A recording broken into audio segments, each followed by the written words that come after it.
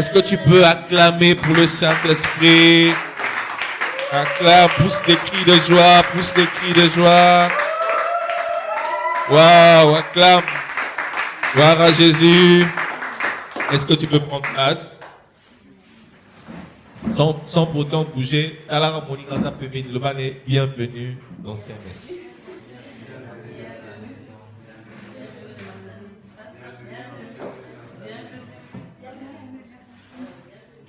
Gloire à Dieu. Et le nom de l'Éternel soit glorifié. L'église qui vous reçoit ce matin s'appelle Centre missionnaire Enseigne-moi Saint-Esprit, comme c'est écrit ici, en sigle CMS. Amen. Nous sommes heureux de vous accueillir dans la présence de Dieu. Et ce mois d'avril, avec vous, on a dit qu'on va parler d'un thème. Amen. Un thème qui va nous unir tout le long de ce mois-là. Donc, on ne va pas aborder ça comme on fait d'habitude par des jours successifs, mais plutôt ça sera pendant nos heures, pendant nos journées de culte. Amen. Donc, on a 2 jours dans la semaine, le lundi et vendredi, et aussi le dimanche. Amen. Donc, les lundis, les vendredis et ainsi que les dimanches, donc 3 jours, nous serons là en train de parler d'un thème que nous avons déjà nommé l'école de l'esprit. Amen. Et l'introduction de ce thème se fera ce matin. Et après, nous allons avoir l'intervention d'autres orateurs qui vont passer. Le pasteur Julio de l'Angola, il sera avec nous à partir du 11. Amen. Et lui aussi, il va vraiment longuement nous parler sur ce grand thème qui est l'école du Saint-Esprit. Et le sous-thème qu'on a donné ce matin s'intitule la phase d'initiation. Dis avec moi la phase d'initiation. Dis à ton voisin qui est à côté, la phase d'initiation. Gloire à Dieu. Et bien, quand on dit la phase d'initiation, on a l'impression que, pasteur, mais qu'est-ce qui se passe? La phase d'initiation, tu veux nous emmener où là? Amen. Eh bien, l'initiation, ce n'est qu'un mot. Amen. Ce n'est qu'un mot. Ce n'est pas un mot qui est mystique. Ce n'est pas un mot qui est grave. La preuve, on voit des gens aller dans des écoles de formation, on dit initiation à l'informatique. Amen. Là-bas, ce n'est pas grave. On dit non, on va m'initier à l'informatique. Et lorsqu'on parle de l'initiation, on veut parler de quoi? On veut parler des bases. Amen. On dit les bases que vous devrez savoir. Quand on dit qu'on initie quelqu'un, on veut le former. Donc la phase d'initiation est une première phase que tu dois comprendre en ce qui concerne l'école de l'esprit. Amen. Et quand je dis bien l'école de l'esprit, comme toute école, ils ont une inscription en anglais. Amen. Nous avons les inscriptions, nous avons les développements, nous passons en chaque classe et au fur et à mesure que la personne est en train d'évoluer dans une école, sa connaissance grandit. Et sa manière aussi de comprendre les choses grandit. Et bien avec Dieu aussi c'est pareil. Plus tu avanceras avec Dieu, plus aussi les choses vont avancer. Plus aussi ta connaissance va grandir. Ce que tu comprenais quand tu avais 2 ans ne sera pas la même chose que quand tu auras 12 ans. Amen. Donc, je dirais avec vous, bienvenue à l'école de l'esprit. Donc, par la grâce de Dieu, nous voulons comprendre rapidement ce thème. Vous allez vraiment m'excuser, j'ai des problèmes avec mes lunettes, donc je m'efforce à lire. Quand vous avez des enfants à la maison, il faut s'attendre à tout. Amen. Donc, je vais m'efforcer à lire. Donc, la personne qui va vous enseigner durant cette école de l'esprit, l'enseignant principal s'appelle le Saint-Esprit. Amen. Le Saint-Esprit est l'enseignant principal. Pourquoi le Saint-Esprit? Parce que lorsque Jésus-Christ a quitté la terre, il a donné cette parole. Il a dit, moi je m'en vais. Mais le consolateur, lorsqu'il viendra, il vous enseignera toutes choses. Amen. Et on va lire cela dans le livre de Jean 14, le verset 26. Si quelqu'un peut facilement m'aider à faire la lecture de plus au micro, je préfère, pour que nos amis qui sont de loin pourront comprendre. Quelqu'un peut-il prendre le micro et faire la lecture?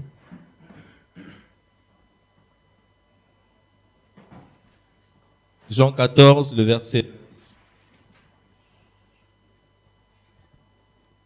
Lisons Jean chapitre 14, le verset 26. Lisons notre Seigneur Jésus. Nous rendons grâce à Dieu.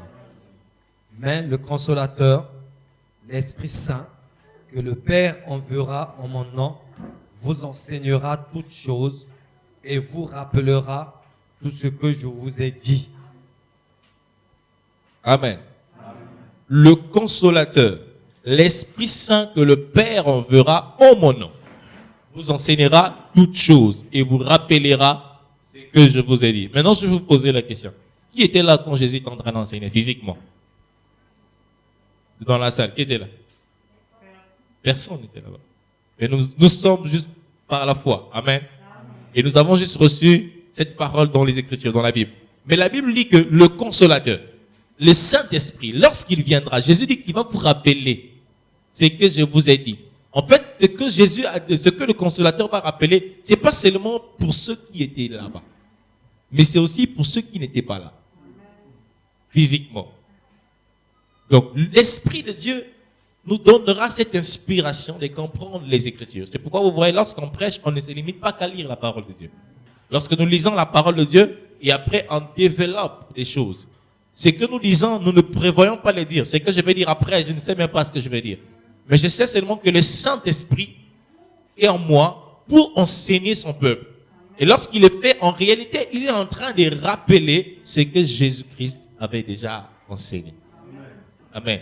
Donc lorsque vous êtes dans l'école de l'Esprit, vous devez vous attendre à ce que ce soit l'Esprit qui vous enseigne. Ne vous attendez pas à ce que ça soit un homme, parce que tu vas être vraiment déçu. En tout cas, si c'est moi là, tu vas être déçu. Parce que je n'ai aucune connaissance grave. Mais le Saint-Esprit, c'est tout. Amen. Et dans l'école de l'Esprit, c'est ça. Nous ne devons pas nous attendre à un homme, mais nous devons nous attendre à ce que le Saint-Esprit lui-même nous enseigne. Alors, premièrement, on va dire pourquoi on parle alors de l'école de l'Esprit. Pourquoi parlons-nous de l'école de l'Esprit? Okay. Nous parlons de l'école de l'Esprit premièrement pour comprendre les réalités spirituelles. Amen. Nous devons comprendre les réalités spirituelles. Je vous ai souvent dit que nous sommes face à un monde mais qui a deux faces. La première face du monde, c'est ce que tu connais. C'est ce que tu vois. Ce sont les arbres que tu vois. Ce sont les voitures que tu vois dans la rue. Amen. Ça, c'est la première partie que tes yeux peuvent voir.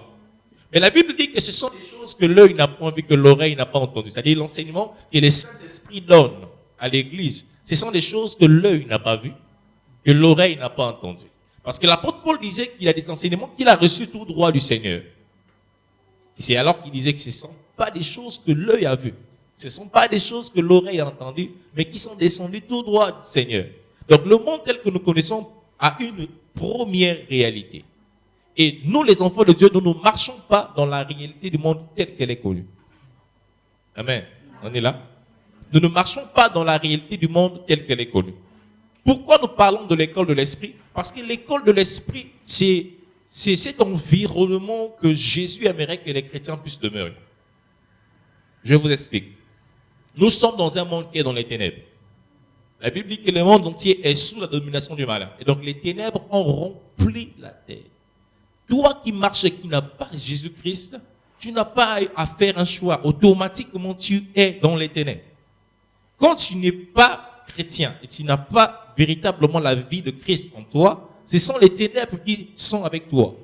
Et notre ennemi, le diable, a la capacité de te détruire et de te frapper correctement parce que tu n'as pas Jésus en toi. Amen. Amen. Donc, la vie chrétienne, j'aime bien le dire, c'est pas une vie qui est appelée seulement à rire et à sourire et à courir, comme même dire les enfants, bonbons chocolat. Amen. Non, c'est une vie en réalité qui est toute une école. La marche et la vie chrétienne est une école entière. On va comprendre après des choses encore plus profondes. Et si Jésus-Christ t'appelle à rentrer dans cette école, c'est pour pouvoir te donner une autre vision du monde tel que tu le crois. Amen. Amen. Une autre vision du monde tel que tu le crois. Pour toi, le monde, c'est seulement avoir des amis, avoir des potes, aller de gauche à droite, et voilà. Mais tu ne sais pas que nous sommes face à un combat où nous n'avons que deux camps. Et dans ces deux camps, tu ne peux pas être au milieu ou avoir un pied d'un camp et un pied de l'autre camp. Non. Soit tu aimeras l'un, comme Jésus le disait, soit tu haïras l'autre. Et dans l'école de l'Esprit, Dieu veut que l'homme puisse utiliser le côté de son être qui est le plus important. Amen. Amen. Dieu veut que l'homme puisse utiliser ce côté de son être qui est plus important. Et ce côté de ton être qui est très important et qui doit rester éveillé. c'est ton esprit. Amen.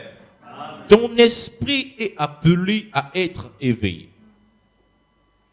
Quand tu n'as pas Jésus-Christ, tu ne peux pas vivre par l'esprit. Tu vivras par ton âme. Amen. Parce que dans l'âme, nous avons la volonté, nous avons les désirs, nous avons tout ce qu'on aime, tout ce qu'on aime bien. Tout ce qu'on aime bien là, ça se trouve dans l'âme.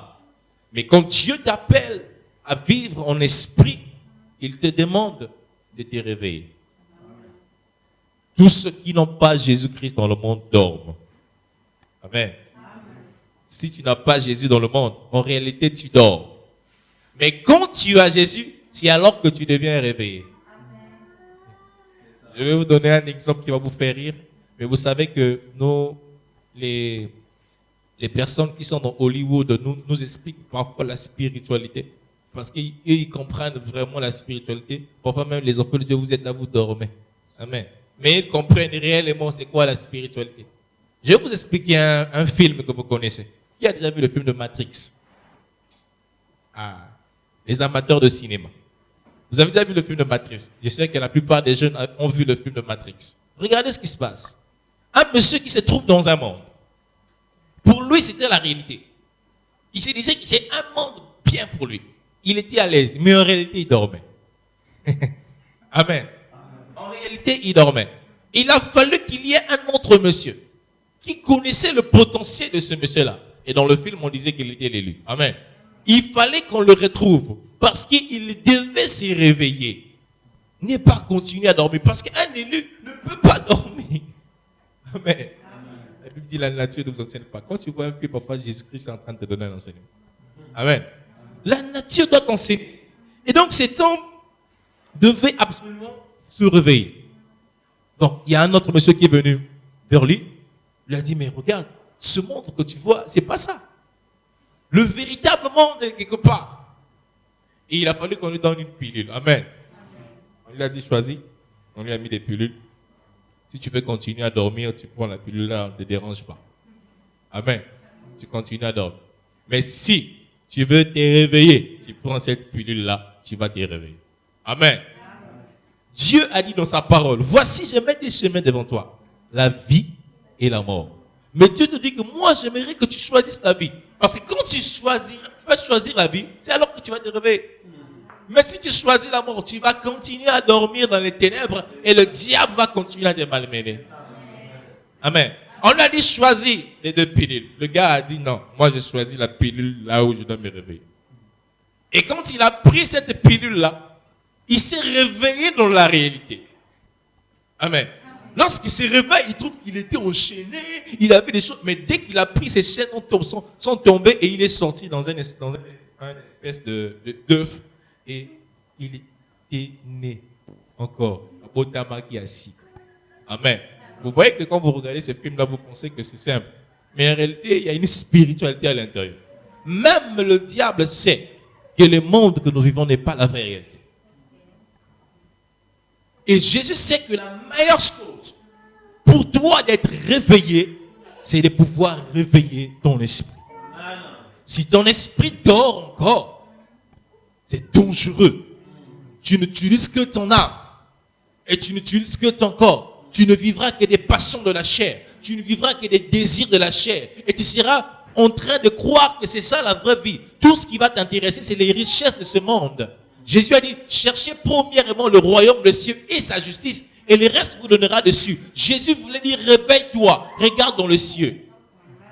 Tu n'appartiens pas à un royaume qui est terrestre, tu appartiens à un royaume qui est céleste. Même si tu marches sur la terre, mais ta vie est dans le ciel. La Bible dit que nos vies sont cachées dans les lieux célestes, en Jésus-Christ. Donc l'école de l'esprit, c'est l'école des personnes qui marchent sur la terre, mais qui sont réveillées dans le ciel. Amen. Il y a tellement à dire. Il ne faut pas rater. Ne rate aucun jour. Amen. Dis, je serai là. Donc, l'école de l'esprit a pour objectif de nous ouvrir les yeux face au monde qui nous entoure. Amen. Et de comprendre quelle est notre position par rapport à ce monde. C'est ça l'école de l'esprit. Quand tu es dans l'école de l'esprit, tu connais ta position. Tu sais que je suis un chrétien, né de nouveau. Voici ma position. Mais si tu n'es pas dans l'école de l'esprit, ta position est celle d'un homme charnel. Amen. Et donc, on va lire encore 1 Corinthiens 2, verset 11 au verset 13. Quelqu'un est-il sur la page? 1 Corinthiens 2.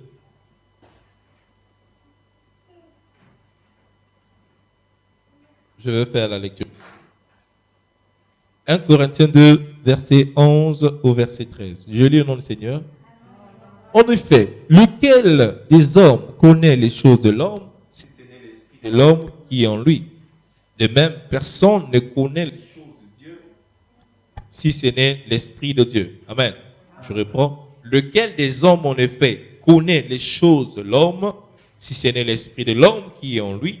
De même, personne ne connaît les choses de Dieu, si ce n'est l'esprit de Dieu qui est en lui. Or, nous n'avons pas reçu l'esprit du monde, mais l'esprit qui vient de Dieu, afin que connaissant les choses que Dieu nous a données par sa grâce. Amen. Je peux même m'arrêter par là. Vous voyez qu'on est en train de dire que tu ne peux pas connaître les choses de Dieu si tu n'as pas l'esprit de Dieu. Tu ne peux pas aussi connaître les choses de l'homme si tu n'as pas de l'homme. Donc, l'école de l'esprit, c'est tout un tas d'enseignements que Dieu nous donne afin que nous puissions le découvrir, afin que nous puissions le connaître. Amen. Je vais avancer. Alors, la première leçon que tu dois retenir dans cette école, avant de t'engager, la première leçon que tu dois retenir, c'est que Dieu est esprit. Amen. C'est la première leçon. Dieu est esprit. Jean 4, verset 24. Je lis au nom du Seigneur. Dieu est esprit et il faut que ceux qui l'adorent en esprit et en vérité. Amen. Dieu est esprit. Le maître de toutes choses est esprit. Maintenant, si Dieu est esprit, ça veut dire que toute réalité est vraie que dans l'esprit. Amen. Toute réalité est vraie que dans l'esprit. Et les gens, vous allez le voir bien habillés, bien costumés, bien chaussures aux pieds, mais en réalité, malheureux. Amen. Malheureux. Donc, l'apparence physique ne définit pas qui tu es réellement. L'apparence physique ne définit rien. Mais la véritable définition de l'homme se trouve dans son esprit.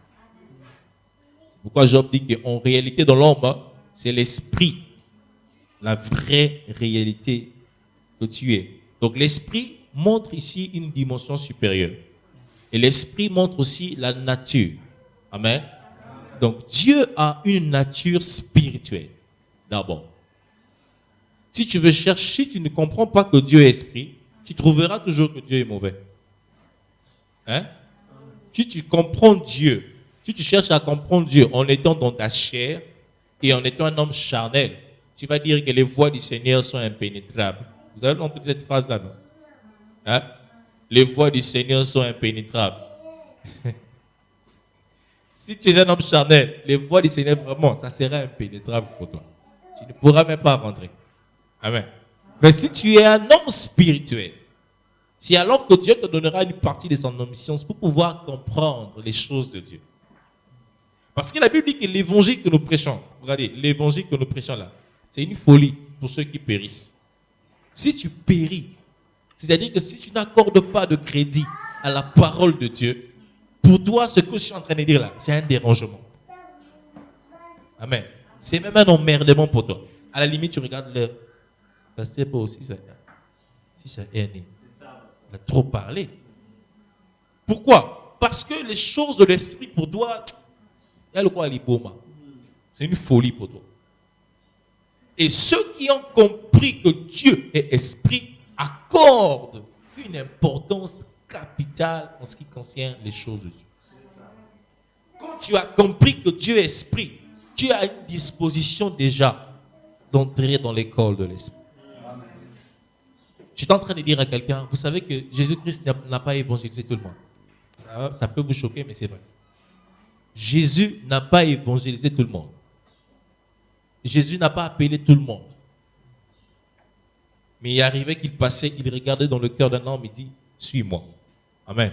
Et vous allez voir, cet homme a tout abandonné pour suivre Jésus. Mon frère, si tu n'as pas cette disposition de cœur, j'aurais beau te prêcher, j'aurais beau te parler de Jésus, ton cœur va rester fermé. Amen.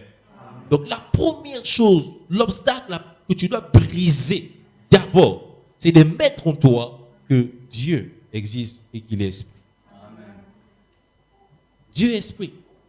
Si tu vois le frère qui vient te donner l'invitation de venir à l'église, parce qu'il n'est pas bien habillé, parce qu'il n'est pas bien parfumé, oh mon connaisseur, il m'a solo.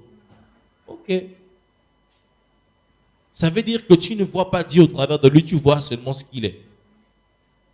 Mais si au-delà de ce qu'il est, tu regardes Dieu, tu ne vas pas prendre comme certaines personnes le font. On lui donne l'invitation, il fait 2 pas, il plie ça, il jette. Il y a des gens comme ça. Il plie, il froisse ça. Après, il jette ça devant toi, que tu vois bien qu'il a jeté. Amen. Mais c'est simple. La Bible dit quoi? Si tu me renies devant les gens, moi aussi je vais te renier. Donc si on te donne une invitation à venir dans la présence de Dieu, tu prends, tu plies et tu jettes. Mais après, tu vas venir 2 mois, 4 mois, 5 mois, 6 mois après, aller chercher la prière pour que Dieu fasse quelque chose. Mon frère, de la même manière que tu as plié, tu as jeté, Dieu aussi va te plier. Mais lui, il ne te jettera pas. Amen. Il va seulement te plier. Alors, même Tina Souka, de comprendre, comme Pharaon avait dit que l'Éternel est Dieu. Amen. Donc, si tu ne comprends pas qu'il y a de la spiritualité dans l'église, mon frère, tu n'as rien compris encore. Tu passeras à côté. Tu n'entres pas déjà même dans l'école de l'esprit. Tu restes dans l'aveuglement et tu continues d'être démarché comme un aveugle. Et tu as besoin que les ténèbres continuent à te gagner au lieu que la lumière soit là. Amen. Donc je disais qu'il est difficile pour certains de comprendre même le langage de Dieu. Vous allez rencontrer des gens qui vont vous dire, moi depuis que j'ai commencé à prier aussi, je ne vois rien. Depuis que je suis là aussi, je ne vois absolument rien. Parce que l'église, qu'est-ce qu'ils ont changé pour moi? Parce que pour toi, Dieu, c'est quelqu'un qui doit changer ta vie financière. C'est ça la conception que vous avez parfois de Dieu. Quelqu'un qui va venir changer votre poche. Dieu n'est pas là pour changer ta poche. Je suis vraiment désolé. Dieu n'est pas là pour te rendre riche. Non. Tu veux être riche. L'homme mangera son pain, à la sueur de son front. Amen. Non. Dieu n'est pas là pour ça. Dieu peut bénir, c'est vrai. Il bénit quand il veut. Mais ne dis pas que je suis venu à Dieu parce que je m'attendais à être riche. Mais après, je ne comprends pas. Il n'y a que le pasteur qui porte les vestes. Surtout que moi, je ne porte pas souvent ces vestes aussi. Des fois, ça m'arrive de temps en temps. Et le pasteur est toujours propre. Bisoba oyo, bisoba oyo. Non, Dieu n'est pas dans les bisoba oyo. Non. Dieu est esprit. Et l'esprit est supérieur à l'âme et au corps. Amen. L'esprit est pleinement donné à Dieu. Regarde, quand tu viens, tu donnes ta vie à Jésus. Dans ton esprit, la rédemption est complète. Tu es sauvé. Quand on dit que tu es sauvé là, ce n'est pas le corps, c'est l'esprit. Amen. L'esprit est complètement sauvé. L'âme est en train de lutter. Dans l'âme se trouve encore le vieil homme. Ton ancienne vie, ton passé qui est enfoui quelque part. Mais puisque tu as accepté Jésus, l'esprit s'est réveillé, il a pris le contrôle, il commence à ordonner à ton âme. Tu ne vivras plus l'impudicité, tu ne vivras plus le mensonge. Voilà, tu dois te marier parce que la femme que tu as, tu ne l'as pas épousée. Voilà, c'est l'esprit qui dit ça. Pourquoi? Parce qu'il a reçu la lumière qu'il vient de créer. Et cette lumière l'a éclairé. Et il s'est maintenant réveillé. Il n'est plus dans le sommeil. Et il est en train d'ordonner à son âme. Mon âme, tu dois renaître. Amen. Et lorsque cela arrive, cela va aussi impacter aussi ton corps. On va voir ça par la suite. Amen. Donc, l'école de l'esprit attaque les trois dimensions de la partie de l'homme, c'est-à-dire l'esprit, l'âme et le corps. Quand tu es dans l'école de Dieu, l'école de l'esprit dont il s'agit ici aujourd'hui, c'est l'école du Saint-Esprit. Quand tu es avec le Saint-Esprit, il va attaquer l'esprit, l'âme et le corps. Les gens qui vont te voir vont changer de langage. Ils vont dire, ah, certainement ce sont des chrétiens.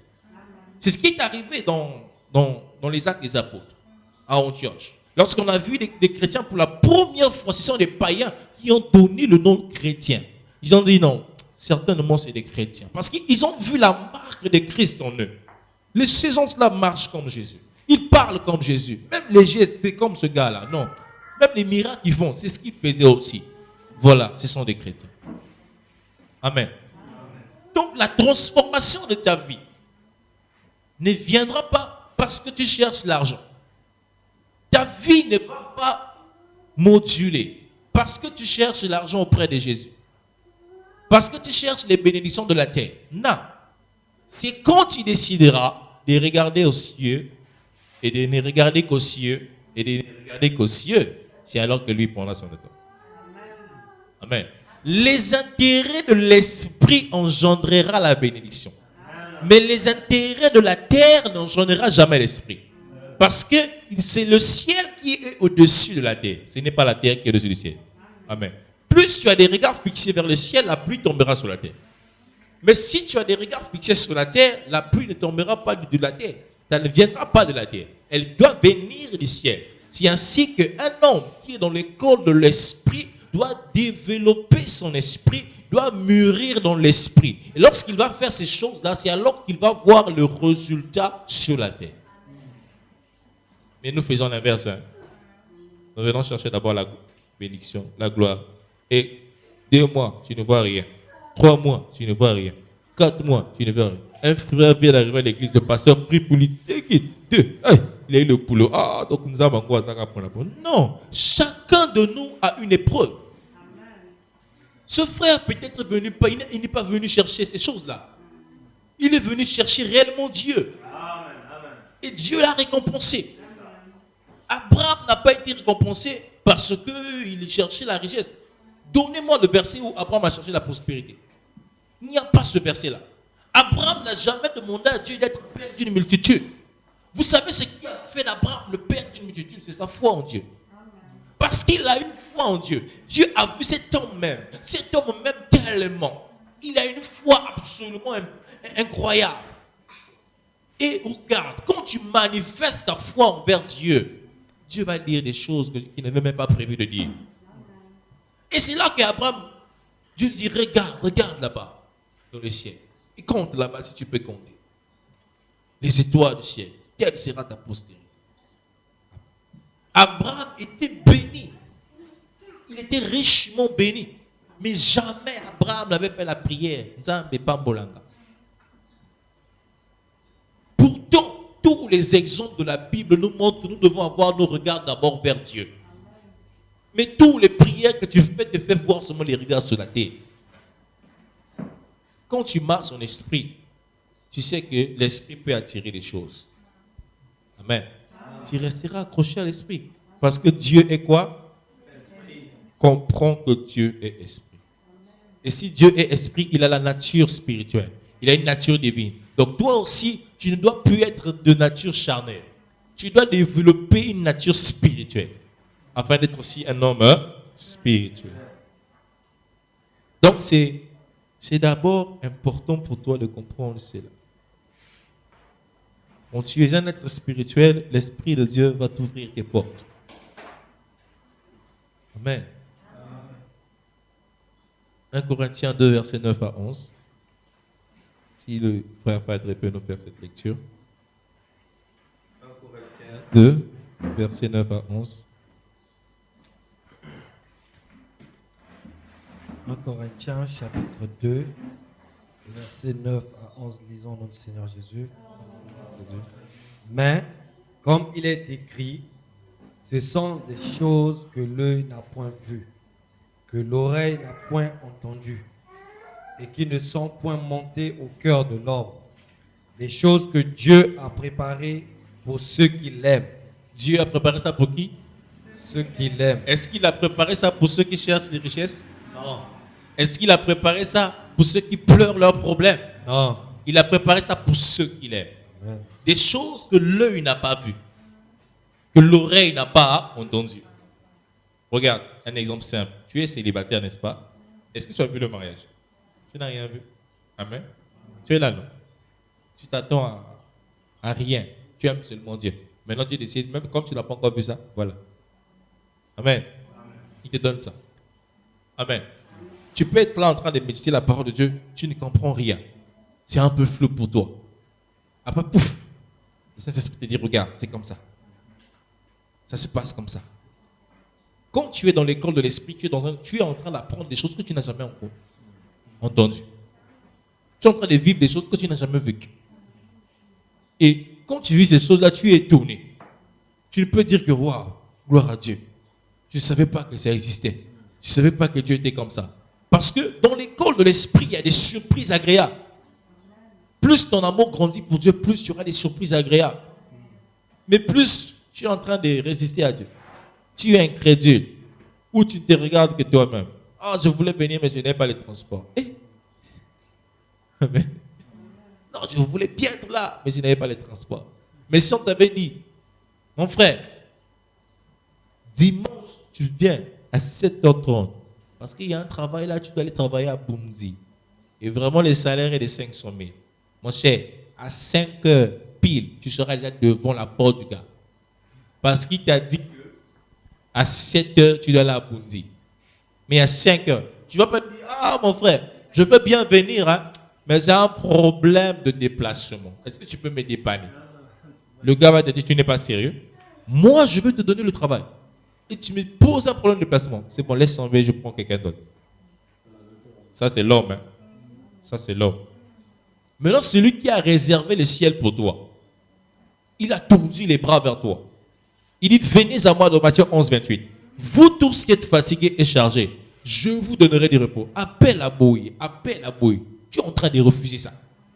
Jésus t'a dit, venez à moi, vous tous qui êtes fatigués et chargés, et je vous donnerai le repos. Si tu ne viens pas à Jésus jusqu'aujourd'hui, c'est que tu n'es pas fatigué. C'est que tu n'es pas chargé, ta vie est ok. Amen. Les choses vont bien, mon frère. Voilà pourquoi tu ne viens pas à Jésus. Ton âme est en paix. Mais si ce n'est pas le cas, tu vas courir. 5h pile, tu seras devant Jésus en train d'attendre. Amen. La valeur dans les choses de Dieu. On va continuer. 1 Corinthiens 2, le verset 3 à 10. Je vais lire maintenant dans la version français courant, pour que ça soit un peu plus clair pour vous. Écoutez ce que la Bible dit. Cependant, excusez-moi avec mes lunettes que les enfants ont cassées. Cependant, nous aussi, nous annonçons une sagesse aux croyants adultes dans la foi qui n'est pas de ce monde, ni celle des grands de ce monde qui sont destinés à disparaître. Nous exposons la sagesse de Dieu, secrète et cachée, que Dieu avait préparée avant le commencement du monde en vue de notre gloire. Donc, il y a des choses que Dieu a préparées, hein. Rien que pour ceux qui l'aiment. Le problème maintenant, c'est toi. Amen. Alors, lorsque tu as compris cette première partie, en ce que Dieu est esprit, et que tes regards ne doivent être fixés que vers ce Dieu qui est esprit, et que tu ne dois pas être disposé à rejeter une personne qui t'annonce l'esprit. Amen. Ne sois pas le seul à qui rejette la parole de Dieu. Là encore, tu n'as pas commencé ton initiation dans les choses de l'esprit. Amen. Mais avant d'être là, il faut qu'il y ait une certaine disposition déjà. Il faut que tu aies une certaine disposition dans ton cœur en ce que tu sais que Dieu est esprit. Il y a des gens qui ne prient pas, il n'a pas Jésus-Christ encore dans sa vie, mais il a la notion que Dieu existe. Amen. Il sait que Dieu existe et parfois il a un peu la crainte de Dieu. Mais il a déjà une disposition. Okay? Quand vous venez l'annoncer l'évangile, automatiquement son cœur est ouvert et Dieu entre et commence à faire le travail. Eh bien, nous allons aborder la phase d'initiation. Donc, une fois qu'on a compris ce prérequis, on peut passer à la suite. Donc, dans cette partie, nous allons parler de deux choses. Amen. Comment ça se passe lorsque Dieu veut t'introduire dans l'école de l'esprit, il y a deux choses qui se font. Premièrement, il y a l'appel et l'admission. Amen. Il y a l'appel et l'admission. Et secondo, nous avons le premier niveau du développement. Il faut bien noter, hein. Il y a d'abord l'appel et l'admission. Et deuxièmement, il y a le premier niveau du développement. Amen. Donc, l'appel et l'admission est ce qui t'introduit dans l'école de l'esprit, dans l'école Saint-Esprit. La Bible dit que si vous entendez sa voix, n'endurcissez pas vos cœurs. C'est la première chose. Est-ce que vous entendez Jésus-Christ vous appeler? Est-ce que vous avez reçu cet appel? Je ne parle pas de l'appel au ministère. Je parle de l'appel de Jésus-Christ pour devenir un enfant de Dieu. Et cet appel-là, vous devez le recevoir. Vous devez automatiquement le recevoir. Comme ce matin, lorsque je suis en train de parler, il y a des gens dans la salle où Dieu aussi parle dans leur cœur. Il leur dit que voilà, tu es en train d'écouter ces choses. C'est l'appel, en fait. Et tu sens que ça bouillonne en toi et tu as besoin tout de suite de te donner tout de suite à Jésus. C'est cet appel qui brûle en nous. Écoutez, Jean 3, verset 16. On connaît ce passage, n'est-ce pas? C'est un passage qui est assez populaire. Ça dit quoi? Qui peut le réciter?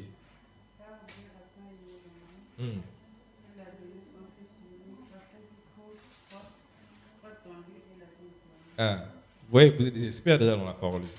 Donc, car Dieu a tant aimé le monde qu'il a donné son Fils unique afin que quiconque croit en lui ne périsse pas, mais qui ait la vie éternelle. Amen. Qu'est-ce qui a conduit Dieu à donner Jésus? Il a donné Jésus pourquoi? Parce qu'il aime le monde. Amen. Et le monde dont il est question, c'est le monde des individus, de toi et moi. C'est un appel que Dieu lance dans le monde entier. Il dit, moi, j'aime, je vous aime. Et j'ai donné mon Fils, Jésus, afin que quiconque, n'importe qui, que tu sois braqueur, que tu sois bouddhiste, que tu sois je ne sais qui, quiconque croira en Jésus-Christ a déjà répondu à l'appel de Dieu. À cet appel. Et ne périsse pas, mais qu'il ait la vie éternelle. Dieu ne veut pas que les hommes puissent périr, mon frère. En fait, quand Dieu a créé l'enfer, ce n'était pas pour les hommes. Il a créé pour Satan et ses anges qui se sont rebellés. Mais si les hommes vont aller dans ces lieux, parce qu'ils vont refuser de répondre à cet appel, ils vont dire non à l'appel de Dieu et ils ne pourront pas être des admis dans l'école de l'Esprit de Dieu. Eux-mêmes, ils vont rejeter la parole et ils vont hériter de cet héritage qui était normalement dédié pour Satan. Amen. Donc, je vous explique ces passages un peu plus différemment. Qu'est-ce qui se passe? Il y a une grande rébellion dans le ciel. Amen. Satan décide de se rebeller contre Dieu. Vous allez lire cela dans Apocalypse 12, versets 7 à 10. On peut lire ça? Apocalypse 12, versets 7 à 10. Apocalypse 12, versets 7 à 10.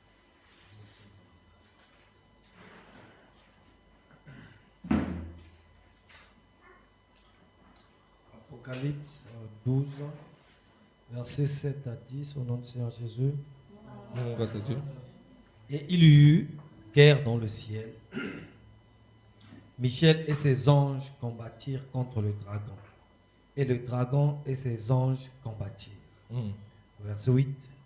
Mais ils ne furent pas plus forts, les plus forts, et leur place ne fut plus trouvée dans le ciel. Verset 9. Et il fut précipité, le dragon, le serpent ancien appelé le diable et Satan, celui qui séduit toute la terre.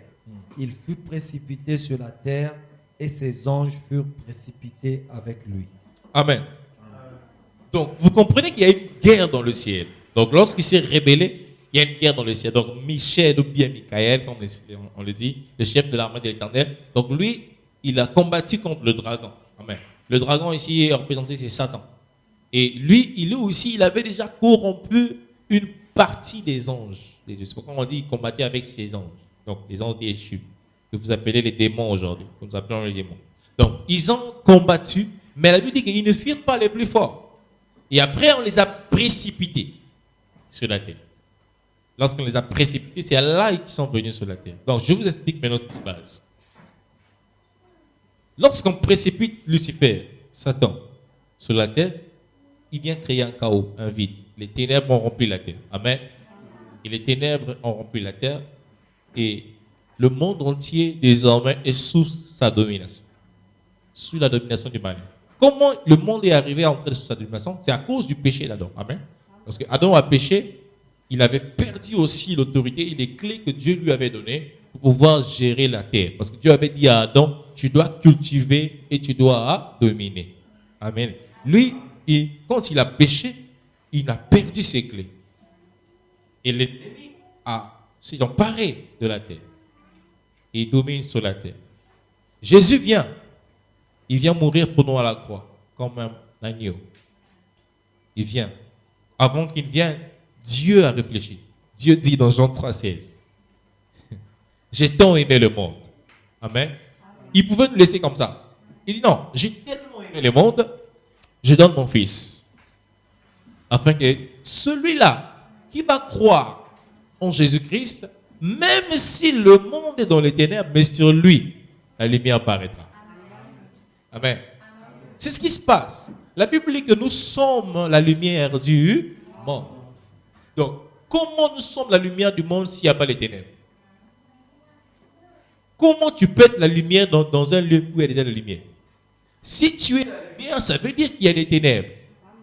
Donc, les ténèbres occupent le monde. Et toutes les personnes qui vivent dans le monde sans Christ sont dans les ténèbres, ils sont aveuglés. Et la Bible dit que l'intelligence même de ces hommes sont obscurcies. Ils ne peuvent pas voir la lumière. Pourquoi leur intelligence est obscurcie? Parce que la partie spirituelle de leur corps dort, leur esprit. Et tant que l'esprit dort, tu ne peux pas voir et te rendre compte que tu es dans les ténèbres. Est-ce qu'un fou sait qu'il est fou? Est-ce qu'un fou sait qu'il est sale? Pour lui, c'est vous qui êtes fou, lui, il est bien. Amen. Quand tu vois un fou, il peut te dire, tu vas fouiller. C'est lui qui est le fou. Pourquoi? Parce qu'il est aveuglé. C'est ce que le diable a fait. Il a mis tout le monde dans les ténèbres. Et les gens croient que ce qu'ils vivent, c'est ça. Ils croient que ce qu'ils vivent, c'est la réalité. Mais Dieu dit non. Moi, j'ai tant aimé le monde. Je donne mon fils. Afin que quiconque croit en lui ne périsse pas. Et qu'il ait la vie éternelle. Ah, mes frères.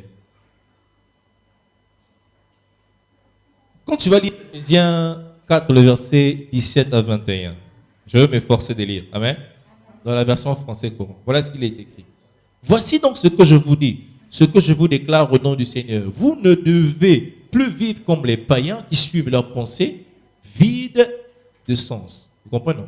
Vous ne devez plus vivre comme les païens qui suivent leurs pensées vides de sens. Ils ont en effet l'intelligence obscurcie et sont étrangers à la vie que Dieu donne à cause de l'ignorance qui est en eux et qui provient de l'endurcissement de leur cœur. Verset 19. Ayant perdu tout sens moral, ils se sont livrés à l'inconduite pour se jeter avec frénésie dans toutes sortes de vices. Mais vous qui? Les chrétiens, les véritables chrétiens. Amen. Vous, ce n'est pas ainsi que vous avez appris Christ. Donc il y a une école. Amen.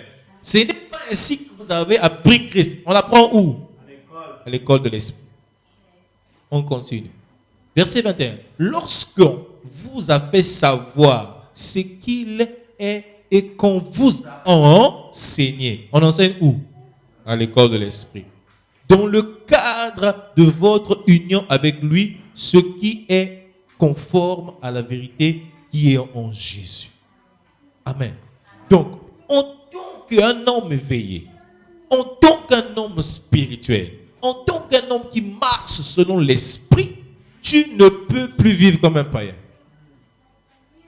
Amen. Maintenant, trouve des gens qui disent, j'ai cherché le monde, j'ai trouvé le monde dans l'église. Mais c'est dangereux de trouver le monde dans l'église. Amen. Si tu cherches le monde et que tu arrives dans l'église, tu trouves le monde. Ça veut dire qu'il y a les ténèbres dans l'église. Et que la lumière n'éclaire pas l'église. Comment tu vas trouver le monde dans l'église? Ça veut dire que vous ne devez plus marcher comme les païens. Ce n'est pas comme ça que vous avez appris. Donc, je te dis que ce n'est pas ce que moi j'étais appris dans l'école. Quand tu étais admis dans mon école, ce n'est pas ce que moi j'étais appris. J'étais appris à marcher dans la lumière. J'étais appris à marcher dans la vérité. Jésus-Christ, quand il est venu sur la terre, il a pris comme un disciple. 12 disciples. Pourquoi il n'a pas pris ces disciples-là, allez, tout d'un coup, aller annoncer l'évangile? Pourquoi? Parce que ces disciples devaient être formés à ses pieds. Ils devaient passer à l'école de Jésus. Et Jésus-Christ a commencé le ministère à 30 ans. Il est mort à 33 ans. Donc 33 ans, il était là. Donc 3 ans de formation avec les disciples. Il fallait que les disciples soient bien formés. Vous pensez que tu vas venir t'élever si certains démons seulement comme ça? Tu penses vraiment que tu vas t'élever dans ta maison, prier pour un démon au nom de Dieu sort?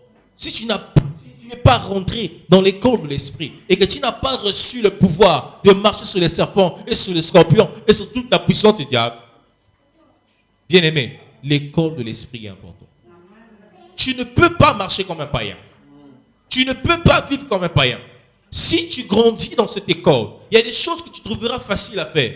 Un démon, c'est simple au nom de Jésus qui est né, non? Et c'est un problème. Est-ce que tu as besoin de réfléchir pour ça? Vous savez, hein, à une dimension donnée, parfois tu n'as pas besoin de gêner même pour chasser un démon. Hein? Tu penses que tu ne jeûnes pas pour chasser un démon. Quand tu jeûnes, c'est pour toi. Tu jeûnes pour que dimension m'aide. Tu jeûnes pour que l'esprit soit élevé. Ce n'est pas pour qu'on chasse le démon. Amen.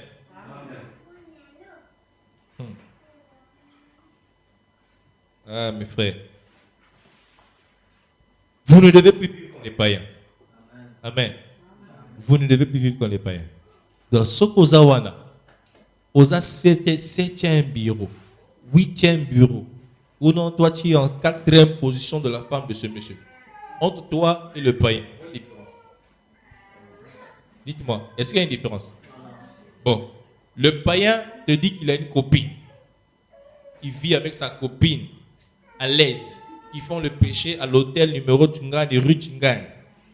Bon, vous vous croisez là-bas, à l'entrée de l'hôtel. Toi, le frère chante, qui chantait Alléluia à l'église. Dès que tu rentres aussi, tu vois si le frère païen sort. Il dit, frère, mon frère, ça va, hein? Tu le remplaces dans la chambre là. Avec ton péché à côté. Entre toi et lui, où est la différence? C'est pourquoi on va dire que non, on suffit de l'église, tu trouvais le monde. C'est ça. Mes frères, on doit arrêter. On doit arrêter. Sinon, vous allez devenir des opportunités pour le diable. Diable, opportunité, on s'en rend là. Et tu es en bête, en fer. Déjà, c'est pas trop d'efforts à faire. Le diable n'a pas beaucoup d'efforts quand il voit le péché dans la vie de quelqu'un. En réalité, il n'est même pas concentré sur toi. Parce que toi, en fait, il t'a déjà gagné. Donc, il n'a pas le temps à perdre de toi. Il doit se fixer sur la personne qui vit la sainteté. Il chercher ma manière peut-être de vous faire tomber.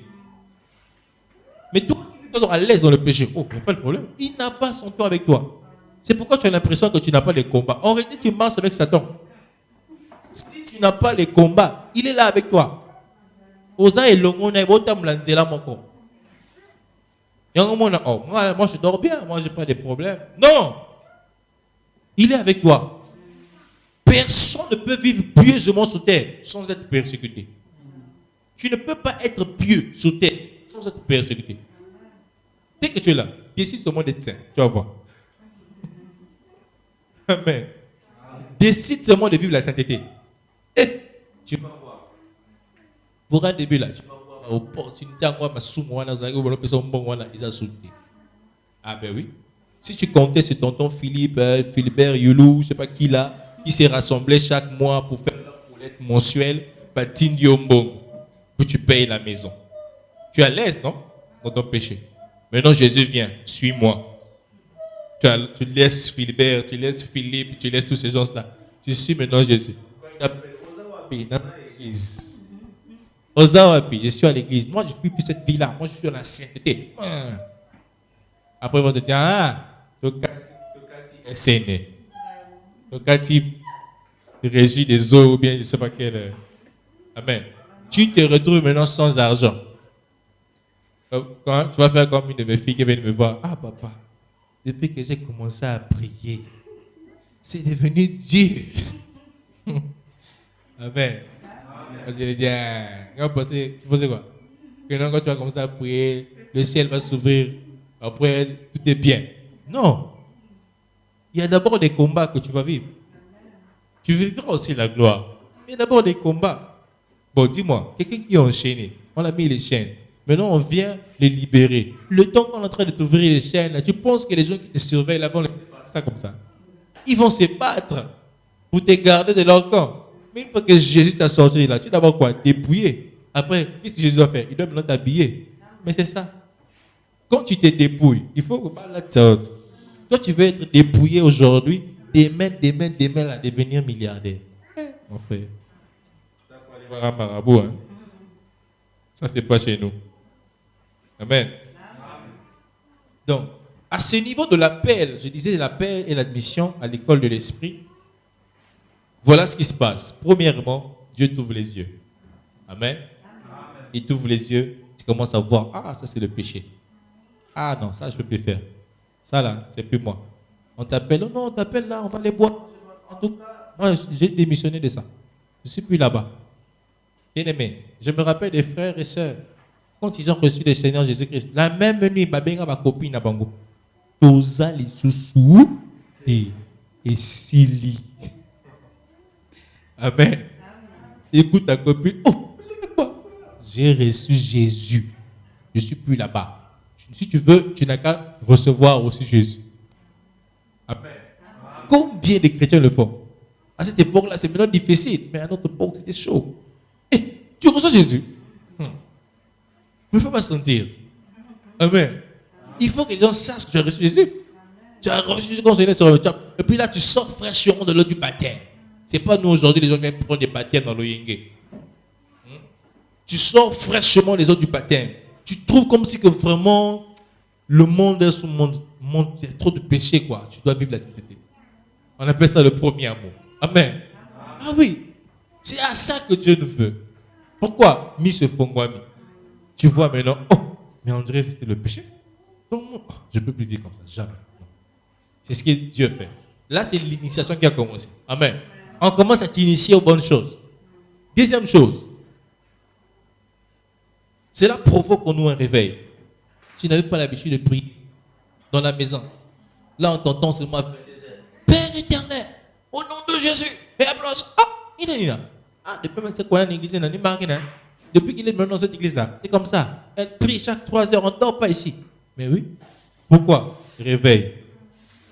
Tu te rends compte que non, comment je peux dormir de 20h à demain matin? Oh, mais c'est pas normal. Tu as dépassé les 8 heures de sommeil. Amen. Ça fait rire. Mais Jésus dit, veillez et priez. Toi, dormez et dormez. Non. À l'école de l'esprit, on ne dort pas 24 heures de temps, 12 heures. Non. Tu ne peux pas dormir de 20h à 6h. Attends-toi. 20h. Et puis, vous voyez, il y a des gens qui aiment dormir. Hein. Si tu le réveilles le matin, tu auras des problèmes. Hein? Il dit, il peut même te donner une réponse bizarre. Parce qu'aux autres, ça pourrit. Mais demande-leur de prier même 30 minutes. Seigneur Jésus. Oh Dieu. Merci. Pourquoi? Dans l'esprit là, il est encore en train de dormir. Mais dans la phase d'initiation, tu dois être debout. Amen. On va lire un passage biblique. Éphésiens 5. Préparez, pardon, il faut m'aider. Éphésiens 5, versets 11 à 14. Disons ce que la Bible nous dit.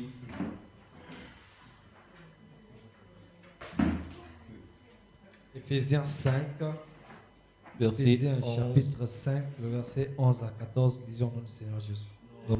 Dieu.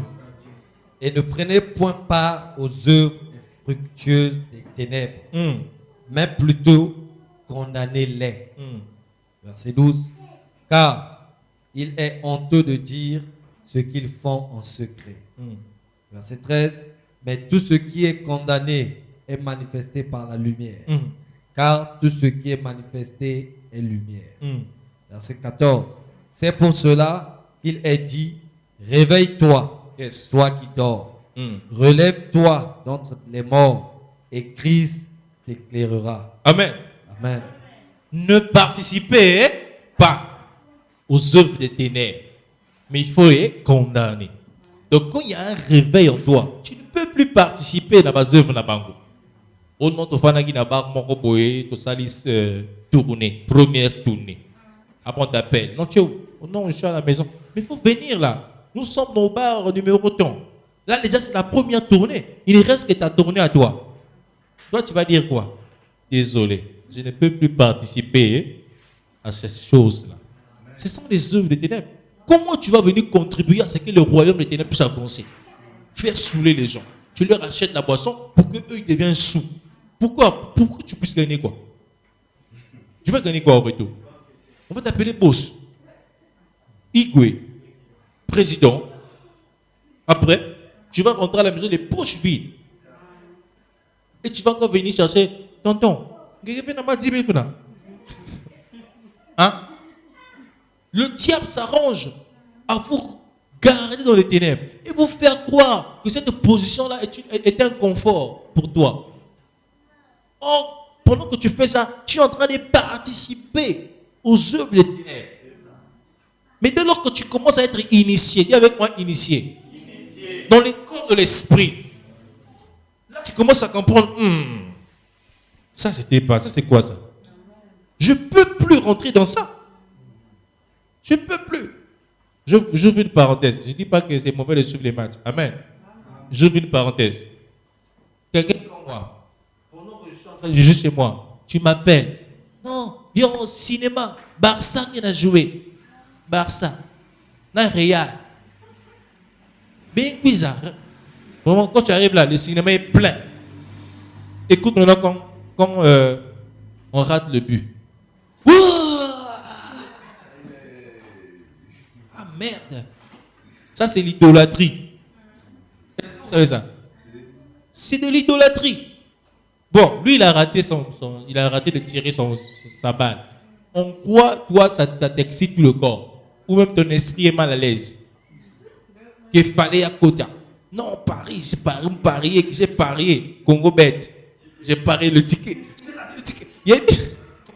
Écoutez, le diable a trouvé des stratégies pour faire participer les gens. Même les chrétiens vont participer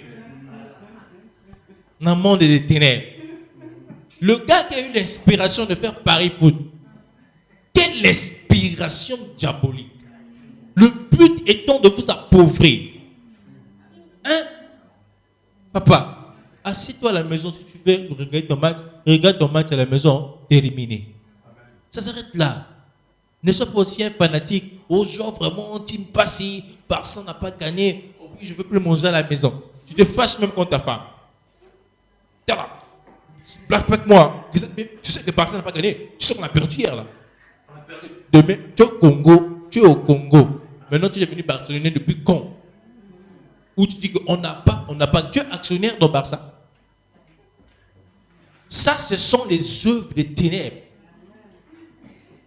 Ça, c'est une autre forme d'idolâtrie. Le diable sait que l'église enseigne l'idolâtrie. Il sait qu'on enseigne les idoles. Donc, quand tu vas voir ça, on te dit idole. On te met un idole ici, là. Hein, statue, on te dit adore. Tu vas dire quoi? Et idolâtrie. Moi, je ne peux pas. Maintenant, il a changé les stratégies. Il a mis le foot. Bon. Les gens sont devenus des idoles, même des joueurs. Moi, je ne peux pas supporter que Cristiano Ronaldo. Vous savez quoi?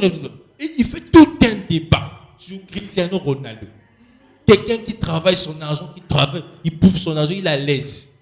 Toi, tu fais un débat et tu commences même à te battre. Non, c'est Cristiano Ronaldo.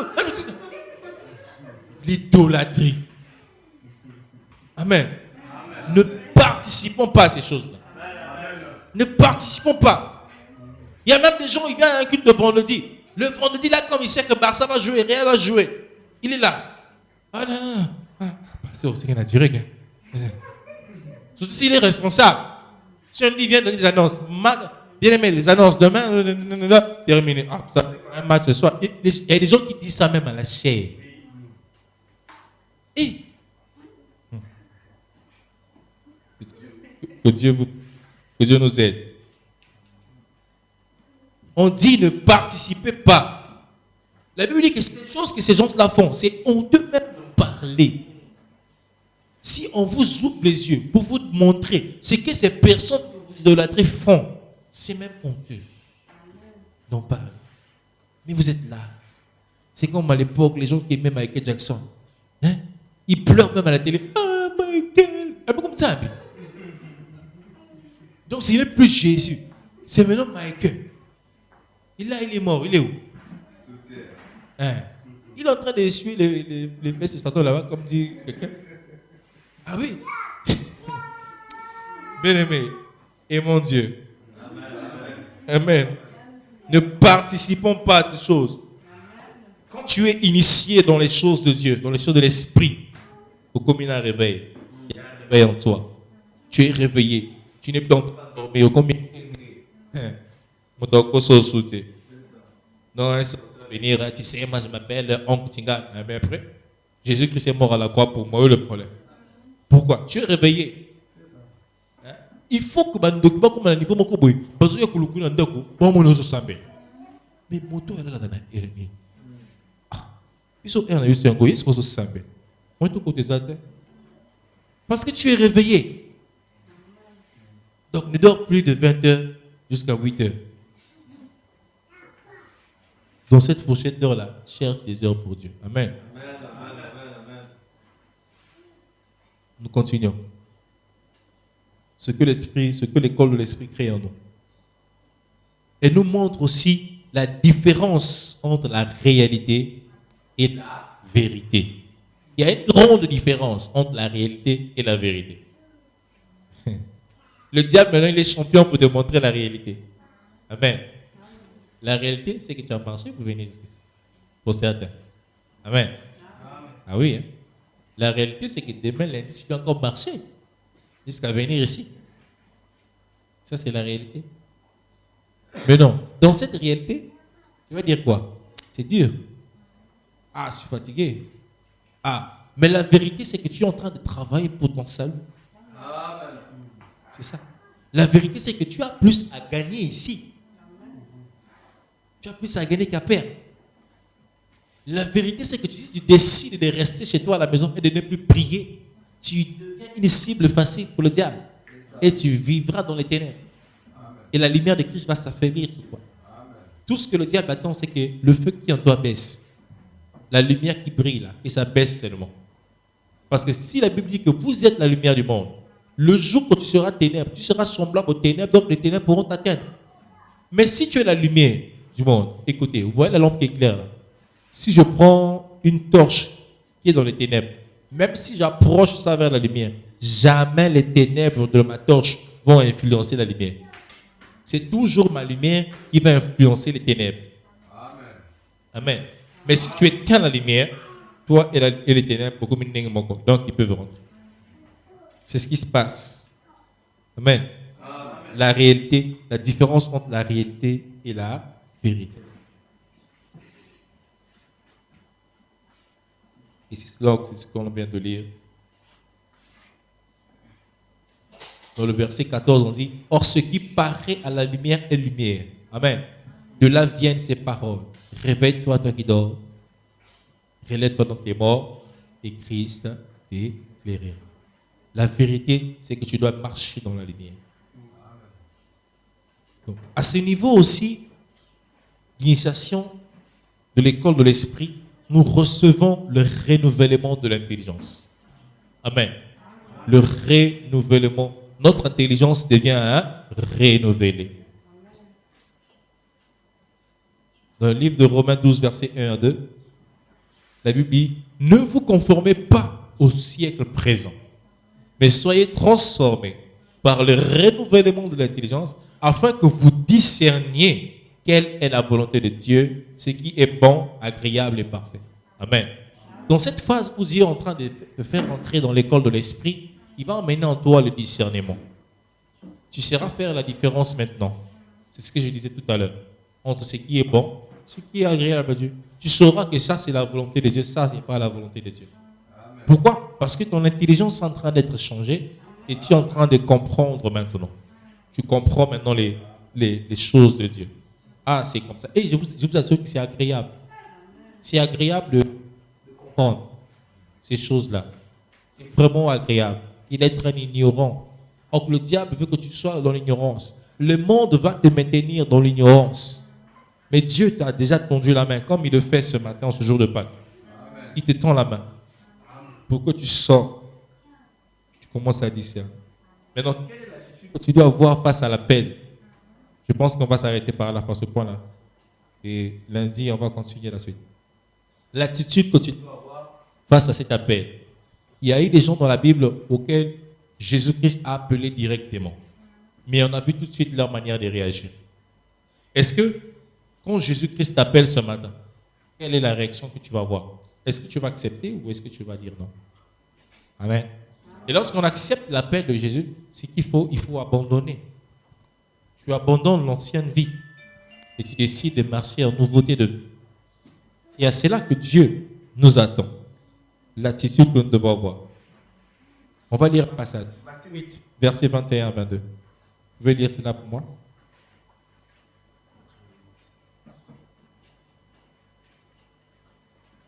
Matthieu 8, versets 21 à 22. Matthieu 8, disons Matthieu 8, versets 21 à 22, au nom du Seigneur Jésus. Un autre d'entre les disciples lui dit, Seigneur, permets-moi d'aller d'abord ensevelir mon Père. Mais Jésus lui répondit, suis-moi et laisse les morts ensevelir leurs morts. Amen. Laisse les morts ensevelir leurs morts. Ça, c'est l'une des réponses des gens que Jésus-Christ appelle. Tu vois? Jésus-Christ lui dit, suis-moi. Il dit, je vais te suivre, mais je vais continuer d'abord à faire ce que je fais là. Hein? Après, je vais réfléchir. Bien aimé, le temps que tu perds à vouloir faire ce que tu fais, tandis que Jésus-Christ te dit, viens. Tu ne sais pas dans ce temps qu'est-ce que tu peux rencontrer. Tu peux rencontrer la mort et passer à côté de la grâce que Dieu te fait. Cet homme, Jésus le dit, suis-moi. Il dit, non, mais je vais d'abord ensevelir mon Père. Il dit, non, laisse les morts. Et il a décidé aussi de suivre Jésus. Il a laissé. Amen. Donc, Dieu te demande ce matin de le suivre. Dieu te demande ce matin d'arrêter ce que tu faisais avant et de décider d'accepter de rentrer dans l'école de l'esprit et de le suivre. C'est un appel puissant que Dieu lance. Vous savez, le mot « suis-moi » dans la Bible est dit au moins 13 fois. 13 fois, Dieu a demandé aux gens de le suivre. Et c'est une manière pour nous aussi, d'entendre cet appel ce matin. D'entendre l'appel de Dieu qui pèse sur nous. Combien de fois on t'a demandé de suivre Jésus? Combien de fois? Et il y a des gens pour qui Dieu peut même se déplacer. La femme samaritaine, par exemple. Jésus-Christ a quitté de très loin pour aller jusqu'en Samarie, juste pour elle. Et elle aussi, elle a pris le même message et elle a évangélisé les autres qui sont venus jusqu'à Jésus. Donc, si Dieu t'appelle, certains voient en toi aussi un potentiel pour gagner aussi d'autres personnes. Amen. Dieu voit en toi un instrument qui peut utiliser demain. Et vous savez, si Dieu dit qu'il va t'utiliser comme un instrument, quand tu as des assiettes à la maison, quand tu as fini de manger, tu fais quoi? Hein? Tu les nettoies, non? Tu les laves. Après, tu fais quoi? Tu les classes, non? Tu penses que Dieu va t'utiliser et il va te laisser comme ça. Quand Dieu t'appelle, ça veut dire qu'il va te nettoyer. Il va te laver et il va te classer. Amen. Amen. Dieu a un plan pour toi. Donc ne refuse jamais quand Dieu t'appelle. Ne dis jamais, je vais l'ensevelir mon Père. Ne dites jamais ça. Amen. Moi, je suis de ceux-là qu'on disait même, ah, toi là, avec tes frères et tes sœurs de l'église, là, on me disait ça, bien aimé. Juste depuis qu'on m'avait dit, enfant, jusqu'à là, je suis toujours avec les frères et les sœurs de l'église. Ça n'a pas changé. Amen. Et je prie Dieu que ça continue comme ça, jusqu'à ce qu'on va se voir au ciel. Amen. Ne refuse pas l'appel de Dieu. Il y a beaucoup à gagner avec Jésus. Il y a beaucoup à gagner. Il y aura des combats, il y aura des victoires. Il y aura des hauts, il y aura des bas. Mais le plus important, une seule chose que tu as déjà gagné, c'est ton esprit. Ton esprit est déjà sauvé. Et ce que tu vivras sur la terre, ce sera seulement les oppressions, les épreuves, mais tu auras toujours la victoire. Parce que ce que Jésus-Christ a fait à la croix est encore valable jusqu'aujourd'hui. Il continue de sauver et il continue de guérir les autres. Amen. Amen. Matthieu 9, verset 9. On peut le lire. Encore un autre appel.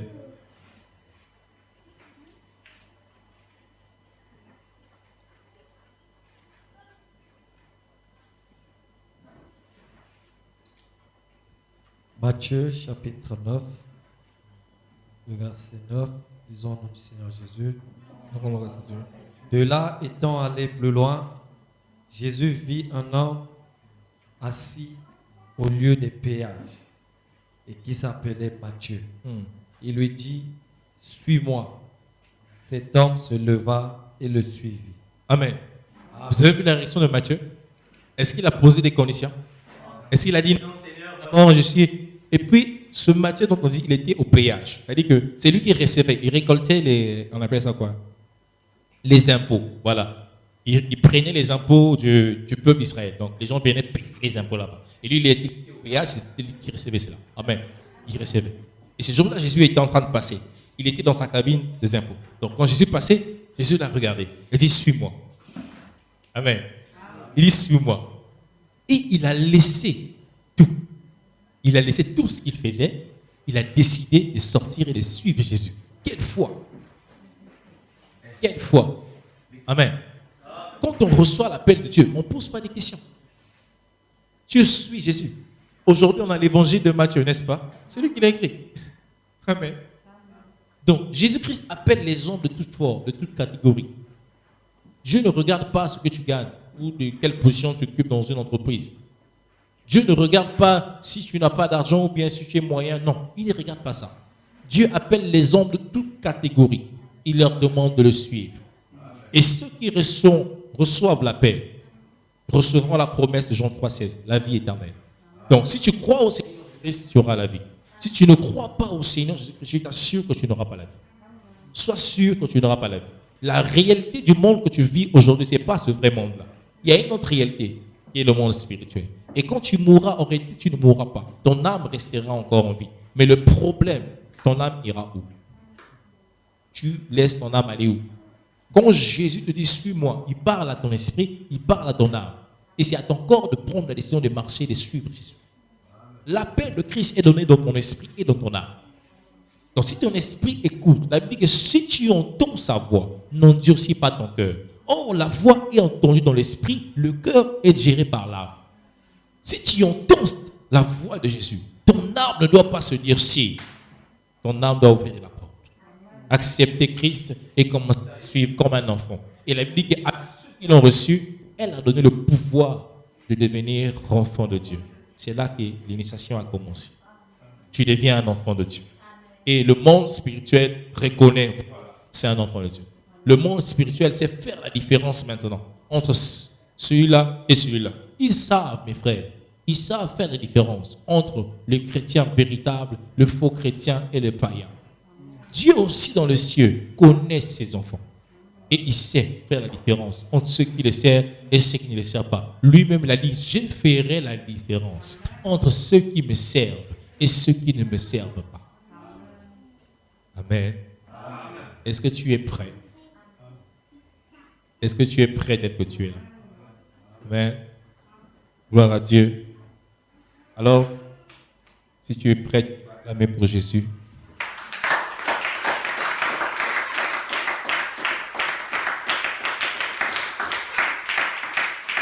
Amen. Ce matin, Ce matin, c'est la Pâque. Amen. Et la Pâque se mérite d'être célébrée. Et on va aborder la deuxième partie de notre culte, qui est la Pâque. Nous allons comprendre à la lumière des Écritures ce qu'il en est. Mais au prime abord, j'aimerais d'abord demander à quelqu'un dans la salle, si tu es là et que tu n'as jamais pris un engagement sincère avec Jésus, tu ne t'es jamais engagé dans les eaux du baptême. Amen. Comme je dis, Jésus-Christ dit, suis-moi. L'Esprit écoute, c'est à ton cœur de ne pas s'endurcir. Et c'est à tes pas et à ton corps de prendre la décision de faire le premier pas vers Jésus. Et si tu es dans la salle, tu aimerais faire ces premiers pas. Nous, en tant qu'Église, on est disponible, on va t'accompagner jusqu'à prendre ton baptême. Amen. Le baptême, c'est un engagement sincère, un engagement qu'on prend avec Dieu. Et c'est un signe aux yeux des hommes, mais aussi aux yeux de Dieu, que nous avons décidé de changer de camp. Amen. On a décidé d'appartenir maintenant à Jésus-Christ. Et donc, si tu es là, ce matin, tu es là, et tu aimerais en fait faire partir de la famille des enfants de Dieu, je vais t'inviter à te lever. Peut-être que tu viens à l'église depuis et que tu n'as jamais pris cet engagement, tu n'as jamais pris ton baptême. Je veux juste t'inviter à te lever. Et si tu le sens aussi dans ton cœur, tu sens vraiment que tu prends ton baptême en tant qu'enfant de Dieu, tu vas te lever. Je m'explique. Le baptême, c'est le baptême par immersion. Amen. On t'a plongé totalement dans l'eau au nom de Jésus. C'est de ce baptême que je parle. Amen. Je ne dis pas qu'on t'a donné quelques gouttes sur la tête ou bien qu'on t'a passé sous un drapeau ou on t'a fait sauter par le feu. Non, pas ça. Quand on dit baptême, baptême vient du mot baptiste qui veut dire plonger, immerger. Donc, on t'a plongé dans l'eau et au nom de Jésus. Amen. Ou bien au nom du Père, du Fils et de l'Esprit. C'est pareil. Et en cela, je pense que tu es baptisé et tu avais l'engagement de servir et de suivre Jésus-Christ. Amen. Y a-t-il des gens qui ont leur baptême ici? Il y a des gens qui n'ont pas leur baptême. Ceux qui n'ont pas leur baptême, levez la main. Ah, tu es seul. Ah ouais, ok. Donc, est-ce qu'il y a des gens qui veulent s'engager ce matin avec le Seigneur? Ah, ok. Ceux qui veulent s'engager, vous allez venir devant. On va prier pour vous.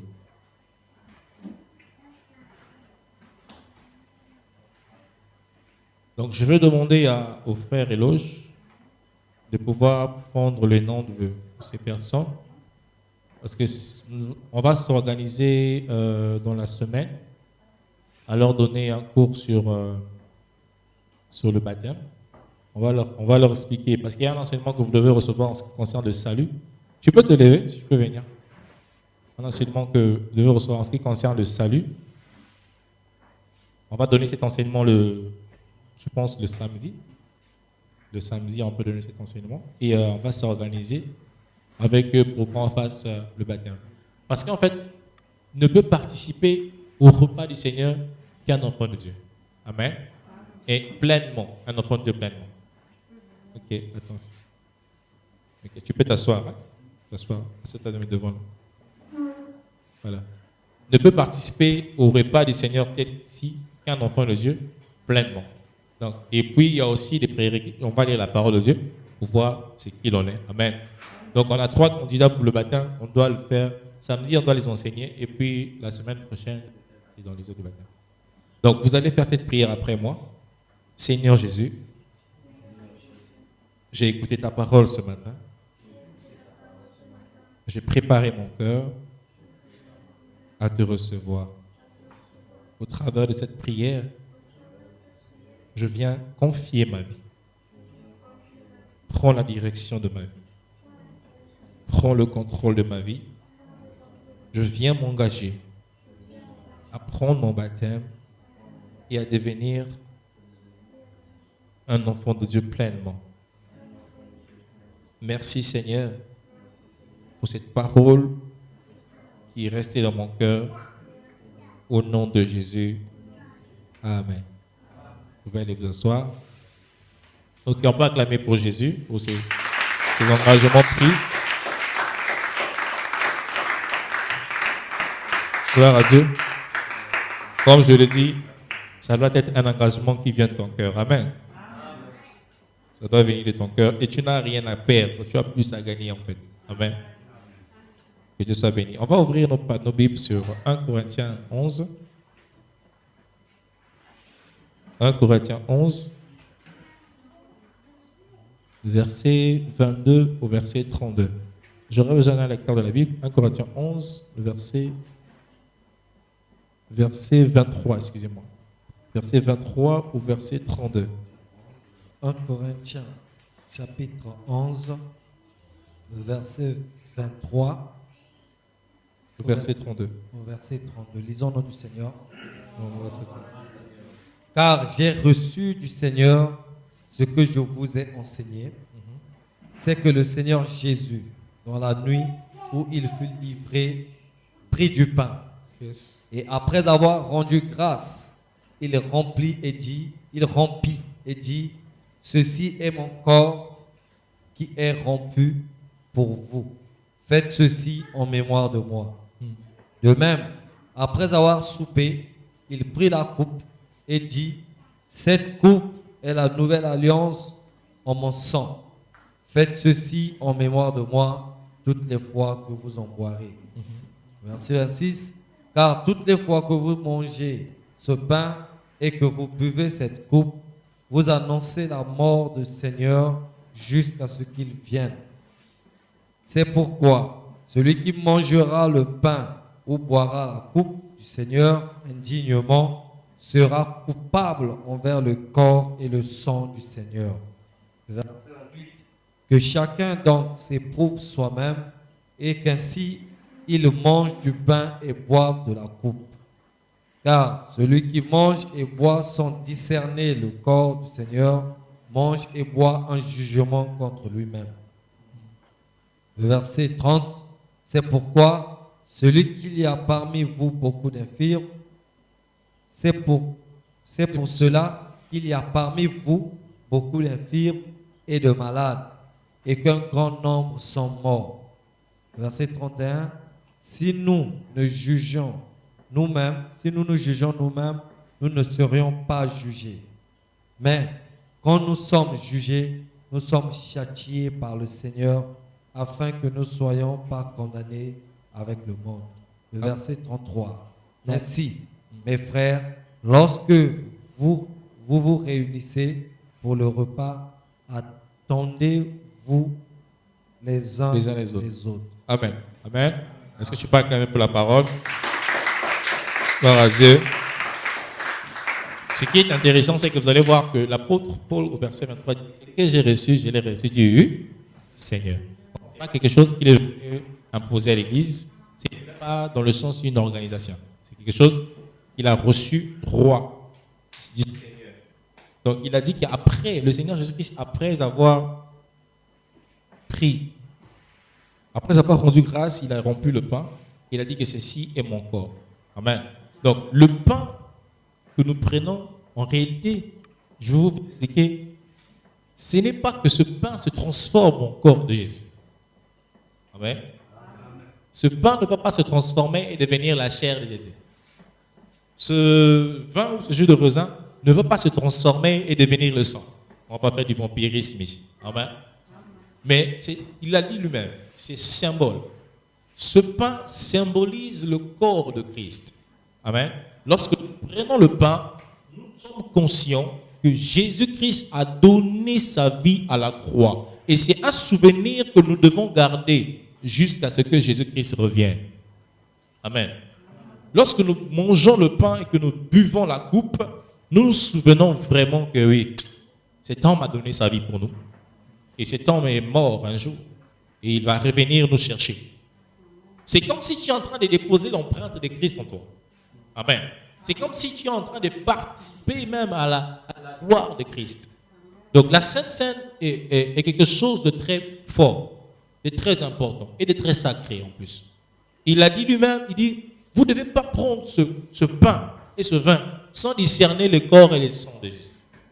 C'est-à-dire que tu n'es pas conscient que ce pain symbolise le corps de Christ et ce vin ou ce jus de raisin symbolise le sang de Jésus. Non, pour toi, c'est comme si tu es en train de manger à la maison. Et tu viens, pendant qu'on dit la Sainte Seine, quand tu viens tranquille, tu bois sans discerner le corps et le sang de Christ. Et on dit ici que c'est à cause de ça que vous avez des problèmes. C'est à cause de ça que vous avez des malades chez vous, des personnes qui sont devenues infirmes, même qui sont morts. Amen. Donc, que chacun donc s'éprouve soi-même. C'est-à-dire qu'au-dedans de toi, tu dois t'éprouver. Et te regarder, est-ce que vraiment je suis digne de prendre le repas du Seigneur ce matin. Amen. Tu dois t'éprouver toi-même.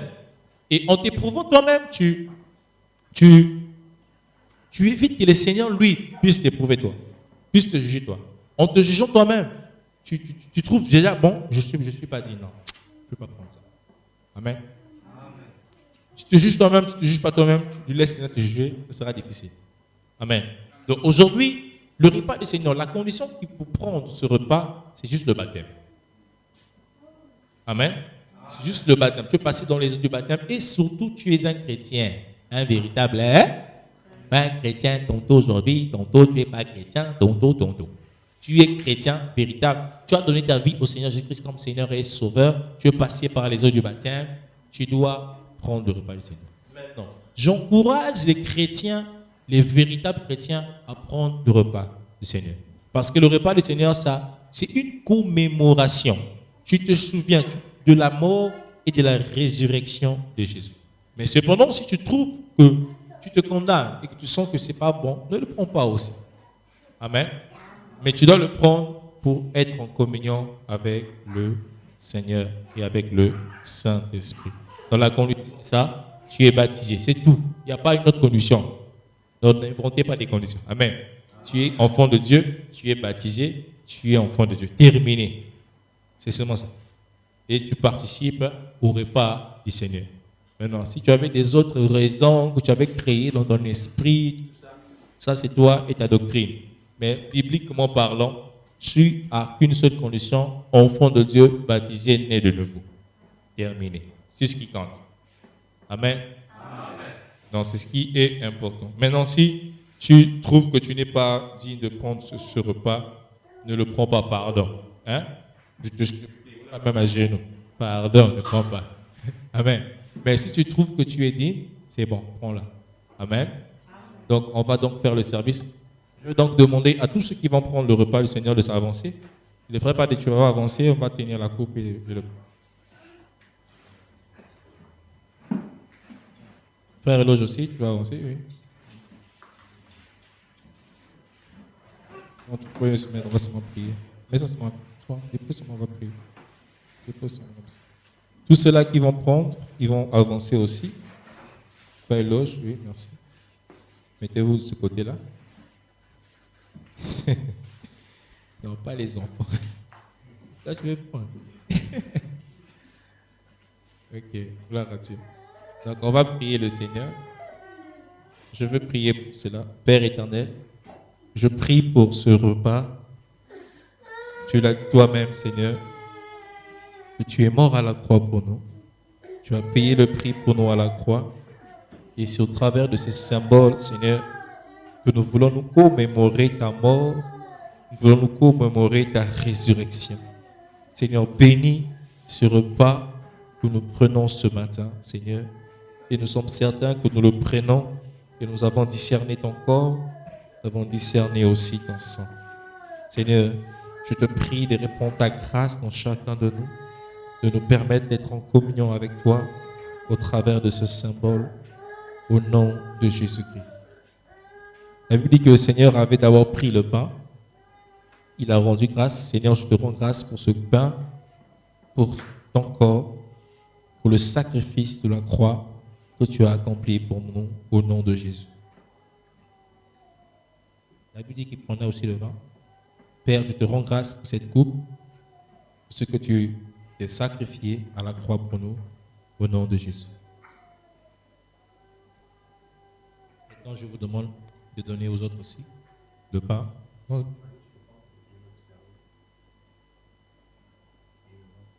Tu prends le pain et ensuite tu bois la coupe.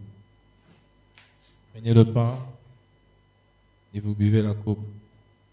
Vous prenez le pain, vous buvez la coupe. Prenez le pain, Prenez le pain et vous buvez la coupe.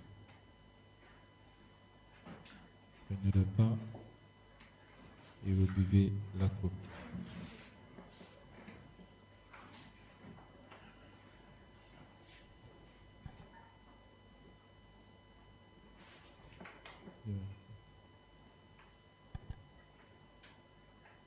Au nom de Jésus, nous avons ainsi prié. Amen.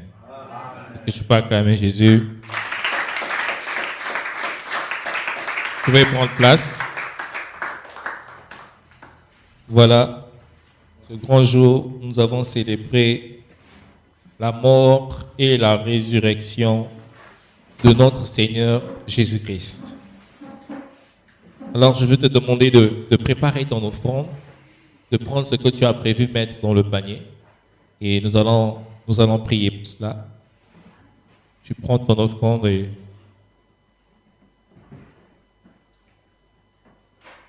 Seigneur, nous voulons prier encore pour les dîmes, les offrandes et tout ce que ton peuple veut apporter, va apporter ce matin, Seigneur. Bénis, éternel Dieu de gloire, l'œuvre de leurs mains. Souviens-toi, Père, de ceux-là qui vont apporter ce matin leurs dîmes, leurs offrandes, leurs actions de grâce, que l'huile, le pain, la farine ne manquent pas dans leur maison. Que, Seigneur, toute la nourriture nécessaire qui peut les aider, toutes les finances nécessaires qui vont les fortifier à vivre sur la terre, soit disponible dans le nom de Jésus.